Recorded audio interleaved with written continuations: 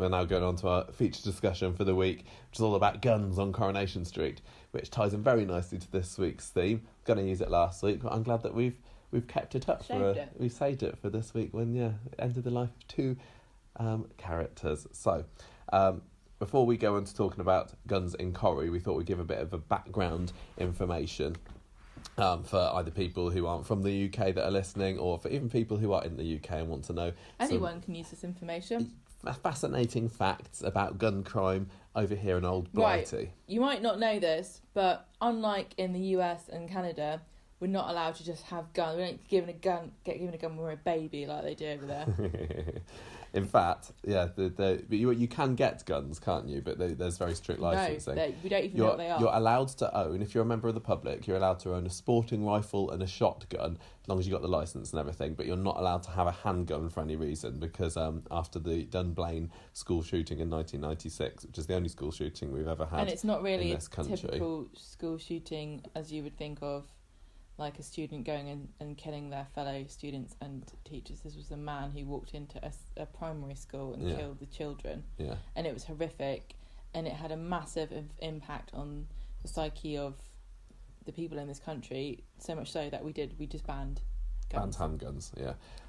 There's also, there's only been 2 spree shootings in the UK as well, so where there's just been, a nutter with a gun off shooting everyone. In 1987, there was the Hungerford massacre, and then 2010 in June, there were the Cumbria shootings where a man had a gun and he was going around taking pot shots at people. That was a legally owned gun, exactly. Because we do have lots of hunting, like a culture of countryside hunting in this country, which is protected by these laws. Yeah, you're not allowed to have. So you said we're not allowed to have handguns. You're also not allowed fully automatic guns or semi-automatic guns, machine guns or whatever, unless you've got explicit government permission, and that is for things like humane dispatch of animals, for example, if they were, if they needed to kill cattle or something like that. If there was like a stampede of pigs and you needed a machine gun to stop them from rampaging that's allowed. Through.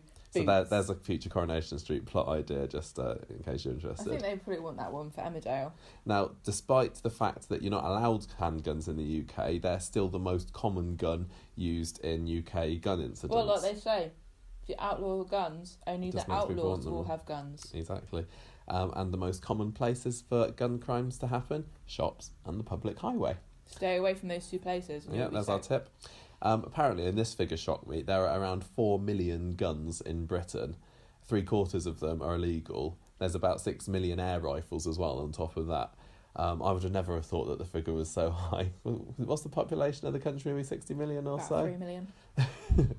So still quite a lot of guns for something that's 3/4. Well, I only know... So 3 million of these guns are illegal in the country. But I suppose if you could compare it to another country, it'd probably seem piddlingly low. I only know one person who has a gun. Who's that?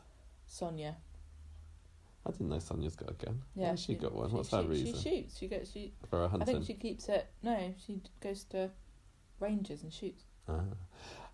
Okay, so more stats. In the 12 months up to March of this year, gun crime rose by 23% in England and Wales. No. It's getting worse. 6,375 incidents. That's not deaths, obviously, just any crimes where guns were involved. 6,375. He's got a shooter. That counts probably. Because having one is a crime, isn't it? Yeah. So. And knife crime is much higher though. Apparently there were, again in the same time period, so there were 6,000 gun incidents, there were 34,703 knife incidents, because it's a little bit easier to get your hand on a knife if you want to threaten or off somebody. And on the whole, violent crime was on the increase. Yeah. Guys, stop it. It's got to do better than this. Around 1 in 1 million people die in the UK because of guns. Because of guns? Yeah, because of guns in the UK. 1 in 1 million people. That is how they're going to meet their maker. So Andy and Vinny are 2 in a million. 2 in 2 million. It make it sound like because of guns, like somebody's like, oh, I forgot I have a gun, I might as well just kill myself. And then they go, well, that was because of guns. Well, the vast majority of UK gun deaths are suicides, in fact. But we still got the lowest rate of gun homicides in the world. Hooray! Anyway, among the lowest rates, so we're not doing too badly. In 2015 to 2016, 26 people died because of guns nationally. I know, it's loads, isn't it? 26 people? What? I know. 18 were definitely unlicensed guns. Mm-hmm. 7 unknown, which I don't know what that means. They don't know whether they were licensed or not, which means that I would guess that they probably weren't. And then 1 was licensed. Yeah, so it's still going to show that even it's not the fact that we've got licensed guns that means it's a more of an increased problem now. It's the illegal. Do you know what I think they should do? Ban unlicensed guns. Ban unlicensed guns? Yeah, should make it illegal. I think it already is. Now, in the UK, if you're a police officer, you don't get given a gun as standard. No. This surprises some visitors to the country. But you will see occasionally armed police officers wandering around with big machine guns, mostly outside Liz's house. Whose house? You know, Buck House. Oh, yeah. And like train stations and airports and things. But they very rarely fire the guns. And in fact, between March 2015 and 2016, police fired guns in this country 7 times. There's so much paperwork, isn't and there? Yeah, and each time they did it, they were like, God damn it. I got to fill in lots of forms. And I think forms. you also have to... You're relieved of duty until they've investigated it. Yeah, you are. Especially if you've shot and killed somebody. And just to round off our stats, let's hone in on Manchester, as that is where Coronation Street is set, of course, or in the Greater Manchester area. In 2014 to 2015, Greater Manchester had the 3rd highest gun crime rate in the UK. There were 16 crimes per 100,000 people were gun-related, and that comes after London's 19.4 crimes and West Midlands 20 crimes. So West Midlands, which is where I'm from, is the real gun hotbed of the country, and then London and then Manchester straight after that. So you'd think that maybe Corrie and EastEnders would be rife with gun-related incidents if they want to keep it realistic. Gun crime in Hampshire, because shooting pheasants isn't a crime.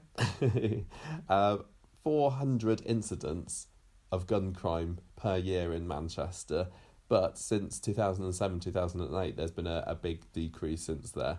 Back then, there were more than 3 gun-related incidents a day just in the Greater Manchester area, which, again, seems crazy to me, and it even earned a nickname of Gunchester.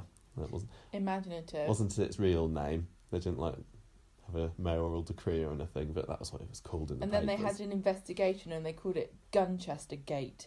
Probably did. So I think what all that tells us is that Manchester is quite a hotbed for gun crime. UK's getting worse, but it's still not very easy to get your hand on a gun, even though we do have 4 million of them in the country. And if you've got a handgun or a submachine gun or a machine gun, you're almost certainly breaking the law. The thing about it is that I think quite a lot of people, I know Sonia doesn't even have their gun at home. Her gun is kept in a safe at the shooting range. Oh, I see. And you've got to store it in a certain way. I mean, you haven't obviously looked at what the regulations are about gun ownership. No. But it's not the same as going to Walmart and filling out a form and going off with your gun. Yeah. No, it's not. I don't know, each state's got different laws about that in America, but in the UK, we're just divided by country. And even then, most of the countries have the same laws. Yeah, exactly. Right, so on to Coronation Street then. Before yesterday, there were only 4 gun-related deaths on Coronation Street. Oh, no. So we got it's getting worse. 50% increase as of yesterday. Pat has single-handedly been responsible for a 50% increase in gun crime on Coronation Street. I am going to write to Ofcom. Compared to Emmerdale, though, that's nothing. They've had 12 gun-related deaths. I told you, though, Emmerdale. country folk, they like their shotguns, don't they? I did see the list of all the Emmerdale gun deaths, so I haven't written them down, but they were probably all hunting-related incidents, some of them at least. Wasn't this kind of like what happened in the Midlands last week? That guy took hostages, didn't he? He did that with a shotgun. I know. Terrible stuff. And everyone's like, oh, ban shotguns. No, we didn't. I think the general reaction was, what an idiot. I don't think that there's a massive outcry in changing the gun laws in this country, are there? Not that I No, I don't. I think know everyone at all. just thought he was an idiot. Yeah. So because he didn't kill anybody. These 4 gun-related deaths in Coronation Street. Then, first one was a character that probably most Corrie watchers have never even heard of. But Joe Dinelli, back in 1970, was the first gun victim in Coronation Street. Or I say victim, this was a suicide. An American GI. He was an American GI. He'd previously murdered Steve Tanner, which was the first murder in Coronation Street. Fact fans, although that did happen off screen. These bloody Americans and their bloody guns. I know, they started it all off, didn't they? So Joe had pushed Steve down the stairs during an argument, and he managed to get away with it because there wasn't any evidence. So he later deserted the army, returned to Weatherfield, and his former colleagues Greg and Gary were tailing him and started to realise that he had played quite a important role in Steve's unfortunate demise. So once Joe realised he'd been rumbled, he took hostage Irma Barlow, Minnie Caldwell and Stan Ogden. I think it was possibly one after each other, if I remember rightly. And then eventually he turned the gun on himself. This was the first suicide in Coronation Street and only the 6th time that somebody had been killed on screen. But I think it kind of has been lost to the ages, hasn't it? Yeah, I know people that watch Corrie and say, it's all sensationalised now, would never have happened back in the day, blah, blah, blah. What? That was hostages and suicides. I know. Back in the 70s. I bet they didn't have the cool cinematographic direction or anything back then, though. We need to get a book. Sure, they did their best. I need to find one of my film theory books. We've done fine up to this point. We don't know what we're talking about. Right, 1978. Ernie Bishop is shot with a sawn-off shotgun during a robbery at Baldwin's Casuals. Imagine dying at Baldwin's Casuals. At least they don't put that on your gravestone, do they? Died at work. I'm always annoyed by how vague gravestones are. I want to know how they died. Don't you? You always get a bit morbidly curious. Or is it just me? Obviously, it's just me. This was Corrie's. Sometimes best left to the imagination. You can make up stories, can't you? This was Corrie's 10th on-screen death and the first caused directly by another person. And that's quite interesting. So the gunman was Tomo, and it turned out that his real name was Thomas Edward Jackson. Yeah, that was turned out many years later. They wanted. So there was more than one person. Yeah, Tomo and robbery at someone Baldwin's else. Casuals wanted to mug Ernest and Mike because they saw they had a load of money. They withdrew money to pay the staff wages, followed them back to the factory, and then threatened Ernie at gunpoint. Mike bursts into the office without knowing that they're in there, knocks into Tomo, and he accidentally shot Ernest. So even then, they were too chicken to really have a cold-blooded murder. Well, yeah, he was pointing the gun at Ernest, but there wasn't any intent to shoot. It was a give us all your money kind of thing. This is a hold-up. Classic British slapstick murder. And that was probably one of the biggest deaths that people remember at the time. I mean, it was a famous Coronation Street death, Ernie's murder, and I suppose back when you were watching it back then, when murders weren't tenpenny or deaths weren't tenpenny like they are now, that must have been pretty shocking. I don't know whether it was spoiled beforehand. It probably wasn't. So even if it wasn't quite as sensationalised as yesterday's death, so I'm sure it was a bit of a shock at the time. And it was referred to over the years since then quite a bit as well, because Ernest was obviously married to Emily, and she never really got over it, and Ernest's picture is still up in number 3 now, so she'd refer to it every now and again. I think there was a story where somebody had organised a historical tour through Coronation Street or through Weatherfield, and they stopped at the site where Ernest was murdered, and Emily didn't like that at all. But it came back properly into the foreground in 2006 when Tomo was released out of prison, but by then he was going by his middle name, Ed. He had found God. He was a regular churchgoer then, and he befriended Emily through the church before revealing who he was. That was quite an exciting storyline. And he did this on purpose to get forgiveness from Emily, didn't he? Yeah. And she really found it difficult to forgive him. Yeah. But she I think knew that sent him away at one point. Yeah, she did. She knew that she should, as a good Christian woman, forgive him, but she couldn't, in all good honesty, say the words "I forgive you" to the person that was responsible for the death of her Ernest. I feel like Emily's an old school Christian, and she's not a lip service Christian, and she didn't feel like, a lot of people would just say, yes, okay, I forgive you, but they wouldn't feel it in their heart. But she couldn't say it unless she really, really believed it. Yeah, so she was kind of really tied up in knots about this, but eventually she found out that Tomo/Ed was contemplating suicide because he was really needing this forgiveness from Emily. So she finds this out. I'm in the forgiveness business. She finds this out and forgives him honestly, and then gives him Ernest's camera because he was a photographer, made him promise to send her photographs of himself every year just to prove to Emily that he's still alive. He hadn't topped himself. No, and it does make me wonder as well. I mean, this was 11 years ago. Is Ed still sending photos to Emily and they're just lying there unopened? That'd be kind of a touching way that we could discover that Emily had died. How? If he turns up and says, Emily hasn't replied to me, and they're like, oh, that's strange, she's in Peru, and then they're like, phone up Peru, hello, is that Peru?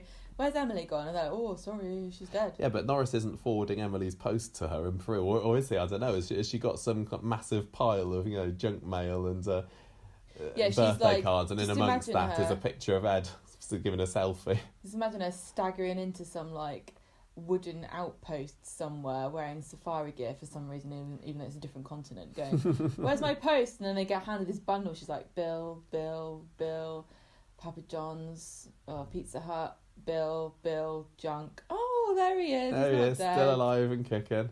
Or maybe she gets the post forwarded to her and she goes through it and she doesn't receive the photo, and that's what brings her back to it. Yeah, finds out, I don't know. She's not coming back, people. I think understand that Emily's left. Ernie and Andy are really the only good characters to have been killed by guns, because all the other ones on our list were like villains. Excuse me. What? Who did you say? Andy. Victim? Oh, okay. Andy, no. Right, did you think I said Vinny? No. Just making sure. Yeah, so poor innocent Andy. It does show that how much Let's have a minute of silence. No, we haven't got time for a minute of silence. It does go to show that it really adds to the shock value. You don't just have goodies killed by guns for no reason in Coronation Street. It's been very the first time in 40 years that a good character, has been shot to death. Yeah, and also because of this kind of history in the UK of guns being quite rare and outlawed, I think it would be even more sensational for us to have an innocent character who is not involved in crime, be killed by a gun, whereas I think it's probably a bit more done in America because it's more likely. Yeah. I don't really know. I don't know. I wouldn't. You can't really talk about gun crime in the UK without talking a little bit about gun crime in America, just because our cultures are so similar. Yeah.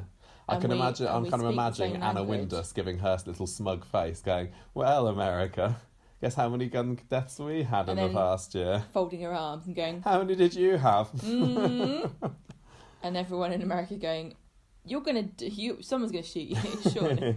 Yeah, it's a shame that Phelan didn't leave one last bullet for Anna last night. Just imagine if he'd opened fire on her in the Rovers. Oh my God. By killing Andy, it kind of made something click in his head and he turned into a complete lunatic and walked into the Rovers. God, can you imagine if they did a shooting spree on Coronation Street? I don't know whether they could. No. And maybe it's partly because there's been two in the history of the UK. I think that would be too much. People sort of yeah. You can't talk about it in this country without people going, Dunblane. You can't. It's linked. It's linked. There's no separation of the two things. Yeah, I mean they had that school shooting scene in American Horror Story in the first series, didn't they? I don't know how controversial that was there, but I suppose from watching that from an Englishman's point of view, you think, that happens all the time over there. It doesn't, and still is awful when it does happen. But when they did the American Horror Story season that's on now, and maybe this is a bit of a spoiler if you're not caught up, but they had a shooting in one of those episodes, and they had to cut it down because of the Las Vegas shooting. Yeah. But I was kind of thinking to myself, surely you must have a contingency plan. And I also think this about. I also wondered whether they would have to change it a little bit. For Coronation Street, because there was that hostage situation with a gun, and who could have predicted that would have happened? But they did. Obviously, it wasn't really. The media didn't catch it in quite the same way. Well, this ties in to the the one after this one, where we talk about the Tony one, which did in fact delay the episodes because of what was going on in real life. So 2000, Dean Sykes was shot, and this was a little bit different as well because it was this was in a siege at Fresco's. So I suppose it was similar, but I mean, no, they weren't like customers shot or anything in that one, but they held people hostage.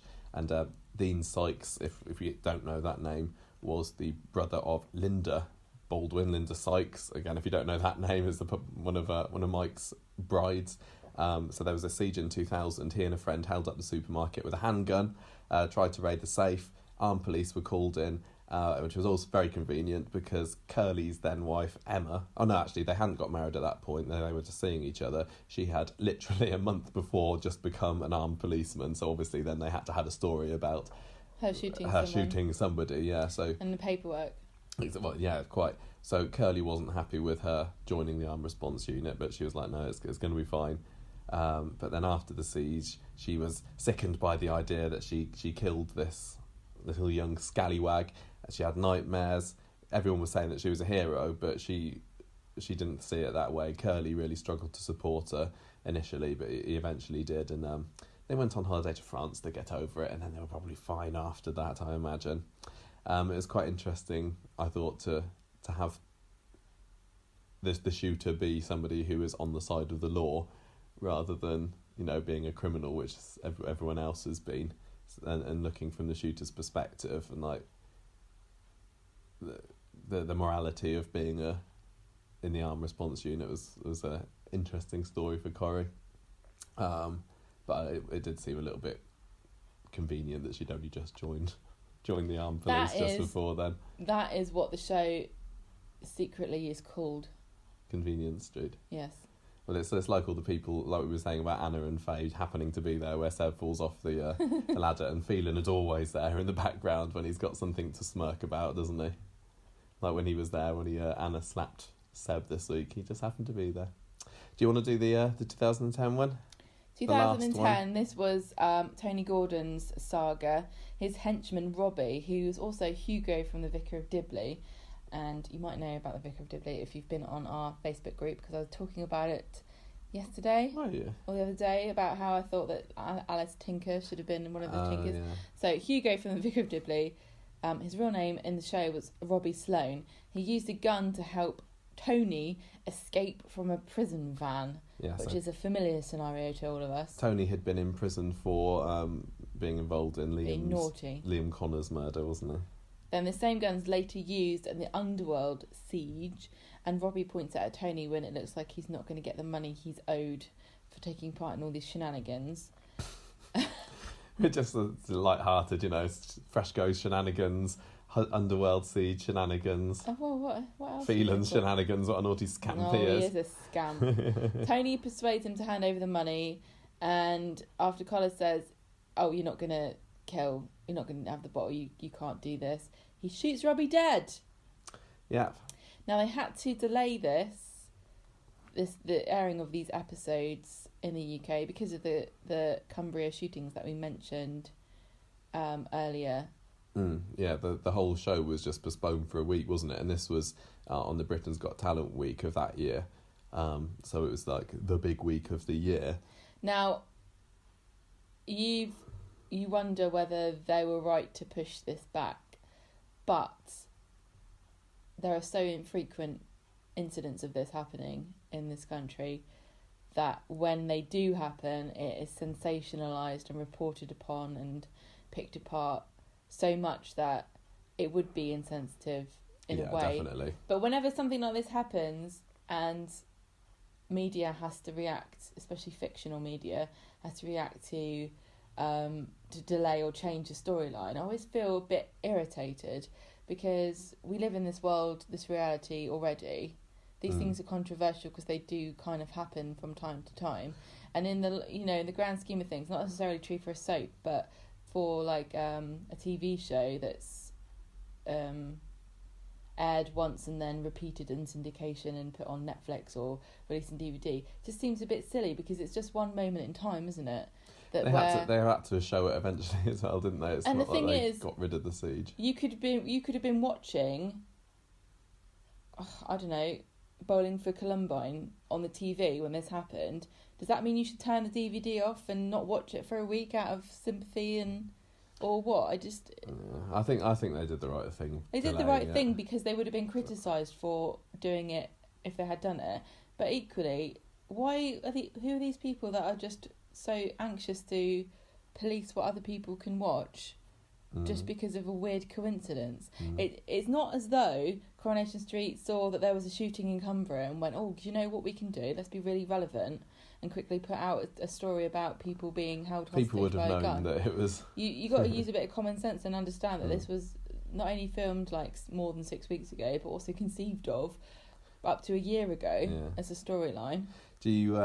Where else could they have a siege then? If they're going to, I mean, it might not put them Underworld. off. I wonder whether they'll be put off from doing another siege, like as a just in case, don't want to jinx it or anything. But one day, I'm sure they will have another armed siege somewhere. So I mean, the Rovers could be quite an exciting place to have it, I think. At the moment, the biggest scaremongering threat that faces people in this country, as far as what are you most scared of, is terrorism. So, although I've said before, I think it would be interesting if Coronation Street did something like that. I'm sure they would never do it because they'd be scared of accidentally showing it in the same week as something like that happened. Because there have been so many incidents this year of awful things like that happening, not just in this country but around the world. Yeah. Do you think that they would do a school shooting and have like Weatherfield? No. I think that's one place that's going to be too taboo. It is taboo, isn't it? Yeah. I don't think they'd go there. There's most other places in Coronation Street. I think they could have a Rovers siege, they could have a bistro siege, they could have a medical centre siege. I was going to say, what about a medical centre? What about the hospital? Weatherfield General. That'd be I don't know whether they do Weatherfield General because I just it involve more sets. They wouldn't have the sets, but wow, can you imagine how cool that would be? That would be really. I would really enjoy that. But they don't need to do it really soon because I think that this Phelan stuff that's enough gun violence for the moment. What? Pat is involved in an altercation with somebody and ends up in a hospital with an armed guard, and then he wakes up and goes on a murder spree through the hospital, just killing random people.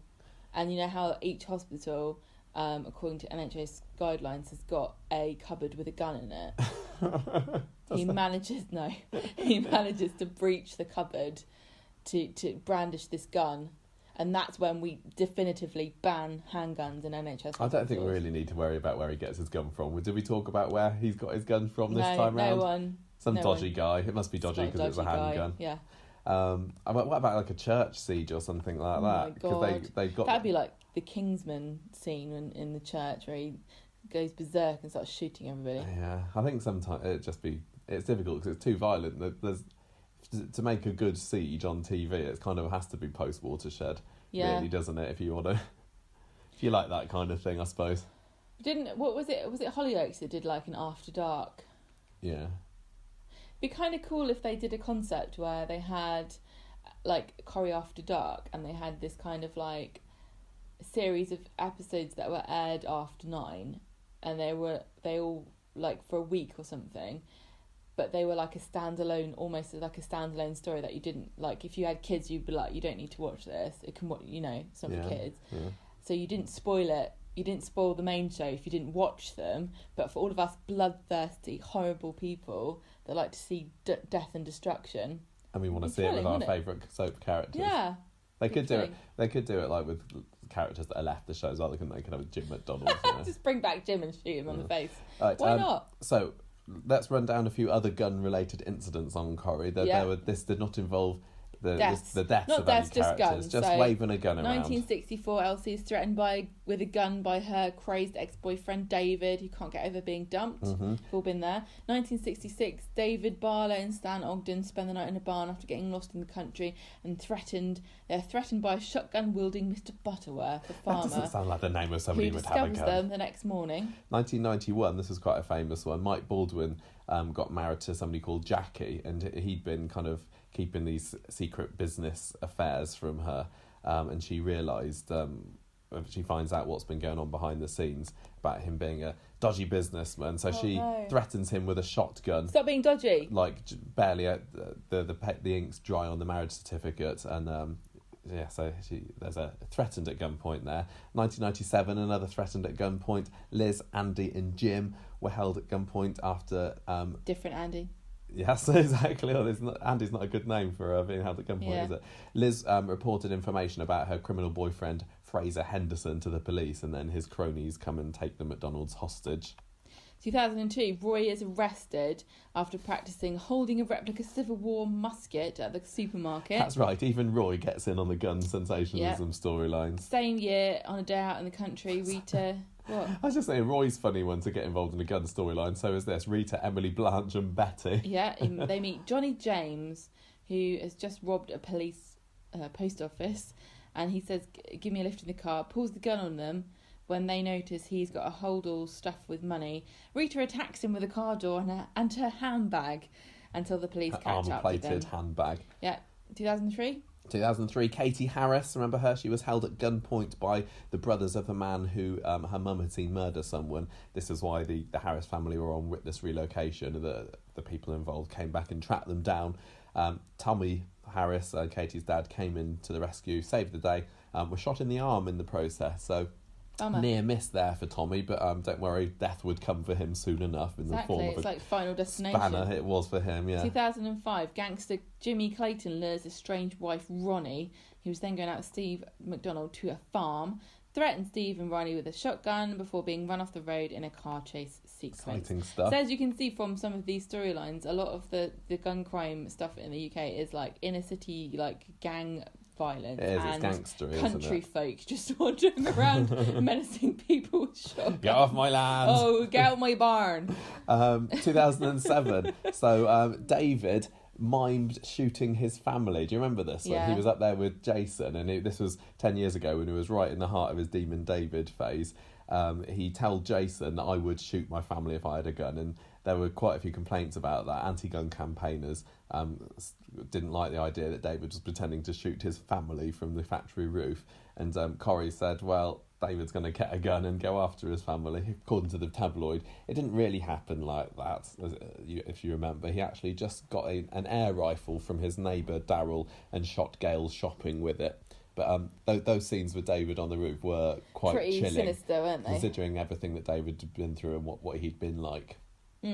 2008, an alternative film, a scene was filmed for Liam Connor's death in which Tony was going to shoot him with a real gun after the Stag Do paintball match shotgun. Yeah, so Liam ended up getting knocked down by a car, didn't he? But they filmed a couple of alternate scenes for that, including being shot, so that could have upped the death count there, and it would have been another innocent character shot on Coronation Street to join Ernie and Andy. Just got run over, yeah, classic. 2011, here's Jim. Do you remember this? He held up a building society at gunpoint. I think he had a shotgun there. Because he was trying to get enough money to buy the Rovers for himself and Liz, and a little bit of fundraising. Yeah, it didn't quite work out. He ended up winging his way to the big house after that. 2015, Max Turner. This was Callum's recent history. Naughty. He is bad man. Naughty. Deserve everything that had coming through. Callum. He discovers. Max discovers a gun at Callum's house because Callum was his dad. It was in Max's room, wasn't it? I think. Doesn't think it's real. Plays with it, and then Sarah. What? Yeah, there was just like the scene of him holding the gun at. Doesn't he Callum hold it? Yeah. Like I'm gonna shoot you, Daddy. And Callum's like, oh dear. Sarah finds out, breaks up with Callum, and he shows her the pictures of Bethany being a drugs mule. That Bethany is always getting herself into scrapes. I know. And then this year wasn't the only time that we had guns referenced, although we didn't see a gun on screen. Gary did tell people that he held a gun to somebody's head when he was busy working in Ukraine, where he's currently at the moment, I'm sure, getting probably on with more perfectly guns. Safely over there. Yeah. Don't bring them back here. He's going to come back with some tall tale about the drama in Ukraine, and people are like, well, that's nothing. We've had 2 people shot here, and it's only the sixth time in the past 55 been dragged out the river. So are you happy with the level, the frequency of gun crime on Coronation Street? More guns. You don't want there to be more. I don't want there to be more guns. No, I find them very bizarre. Whenever anyone has a gun, in the show. I can't help but think, how do you get that there? Yeah, where's that come from? And also, or she. Doesn't have to be a man, of course. Mostly has been. Mostly has been men. I find knife crime and like poisoning and pushing people down the stairs and stuff a bit more realistic, because that's how I would do it. There haven't been very many stabbings on Coronation Street. There has there. There was Brian and there was Kylie. Knife crime is a huge problem. Yeah, if you look to those numbers, what we said at the beginning, vastly more knife-related incidents than gun-related incidents. Also, and maybe Corrie needs a few more of those. The latest thing, of course, is acid attacks that people are worrying about, and it seems to be on the rise of people throwing acid, and the government's had to respond by increasing the punishments for people that are caught doing that, so or acid carrying. is the new guns. We'll see, maybe this time next year. But the trouble, of course, is that whenever Coronation Street or any other soap tries to do something that's a bit, in touch with what's going on in reality, they're accused of sensationalising it and sort of profiting off of people's suffering. Yeah, I can see Phelan being attacked in an acid attack from Anna. I can imagine her. I can also see him throwing it at her. Yeah, but she's already got her bad legs. Maybe he just makes a matching set, top and bottom, top and tails. How about they both meet each other in the street and it's like a Mexican standoff, but with acid. And they both throw the acid at each other, and then the acid hits the other acid in the middle of the street, and it just falls to the ground and dissolves the cobbles, and they both look at each other and they go, can you believe that? Jinx! And then they say, you know what, we've got more in common than we don't. Let's be Why friends. don't we just be friends? And they'll live happily ever after. I thought as well, we were saying about that scene where Pat was half lit up but half in the shadow last night. He reminded me a bit of Two-Face. Yes. He had the acid Famous attack. acid victim. Yeah, off of Batman. But of course, acid attacks are bad, and we do not think you should do them. No, but this is what I'm saying. It's good to be entertained by these things. It doesn't mean that we agree with any of these criminal activities in real life. I know, but you've got to be careful about making light of things. I'm sorry for any listeners who have got people involved. Don't even look. Attacks. What other gun stories could you have? Clay pigeon shooting. That seems like it'd be more an Emmerdale thing. This is the thing. This is why Emmerdale change anything to say Corrie would do it. So Deb suddenly gives up gold for clay pigeon shooting. So many more gun deaths and storylines than Corrie, because Corrie's got to rely on the kind of like inner city crime But the thing is about it is that Corrie doesn't have any kind of gang stuff in it. No, that's kind of EastEnders territory, isn't it? I tried to find out how many gun related deaths there are in EastEnders, but I couldn't find it out. I don't think that Manchester is immune from gang violence. Well, no, it can't be if it's the third highest gun rate in the country. I'd kind of like to see something with a 3D printed gun. That'd be a very modern gun story, wouldn't it? I don't think you can even do that. Yes, you can. I've seen a 3D printed gun. Where? On the telly. What? Not in real life. What, on the news? I don't know. I can't remember. Well, if it wasn't on the news, it wasn't real, was it? But you can make them, and 3D printing's getting more and more advanced every day, isn't it? Yeah, I don't know how well you can kill someone with it, but the last time I saw a 3D printer, it was at the exhibition in Buckingham Palace Gardens, and somebody was printing a really dodgy version of the Eiffel Tower out of this machine that was squirting squares of plastic. Yeah, that's how it works. You couldn't make a gun out of that. You'd probably hurt somebody better by throwing it at their head than you would shooting it. It prints the different parts, and then you click the parts together. It doesn't just come out as a fully formed gun. Yeah. You can make one out of Lego then. You need to look this up. It's true. It could happen. I'm sure it is true, but but a 3D printed gun is the stupidest thing you've said for a while. Okay, what about maybe in 5 years' time? Yeah, fine, whatever. I think if you're going to do futuristic storylines, let's talk about having ray gun. Let's talk about like a Chinese satellite falling out of the sky and landing on someone's head, because apparently my dad was telling me that's going to happen soon. What about a who shot so and so story? We've already had that. Well, there's been a who killed someone. So they had the biggest one of those was the who shot Phil Mitchell in EastEnders, wasn't it? That was quite. And that wasn't Coronation Street, if you're keeping up. That was not Coronation Street, no. So there's still room for Coronation Street to do that, but I think they can go a good few years until they have guns. Just because I really enjoyed this, I don't need to see another gun on Coronation Street for many years now, because it loses its shock value. Yeah, Coronation Street doesn't need it. People were saying, oh well. I remember back in the olden day, it was much better when the biggest drama came when Ina left her oven on or something. Just shut up, because that's not even true. No, okay. Don't tell people to shut up if that's what they think. All right, okay. But no, I don't need to see a gun every other day to keep me gripped on Coronation Street. Let's nice have and more small creative doses. ways of killing people. If anyone's got any ideas about that, do write in and tell us. Or if you've got any other ideas about how they can get more guns on Corrie. Do you think there needs to be more guns on Corrie or fewer less guns? Fewer guns.